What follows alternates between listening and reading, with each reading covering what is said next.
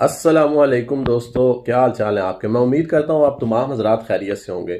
29 نومبر 2022 کو یوم دفاع کے طور پر منایا جا رہا ہے۔ لوگ کہہ رہے ہیں مطلب باجوہ صاحب کی مدت ملازمت ختم ہوئی ہے نا، ایک مارشل لا کا عہد تھا یا جو بھی تھا، لیکن ظلم و جبر ستم سے بھرا ہوا یہ عہد تھا۔ شلواریں اٹھا اٹھا کر لوگوں کے مطلب خفیہ اعضاء کو دیکھا گیا ہے، پتہ نہیں کس چیز کی کمی تھی ان کے اندر۔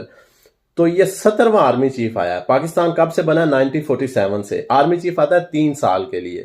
17واں آرمی چیف ہے اور وزیر اعظم کتنا ہے؟ 31واں۔ اور باجوہ صاحب کیا کہہ رہے تھے اس دن کہ بنگلہ دیش کا بننا سیاسی غلطی تھی۔ کچھ شرم ہوتی ہے، جھوٹ کی کوئی حد ہوتی ہے۔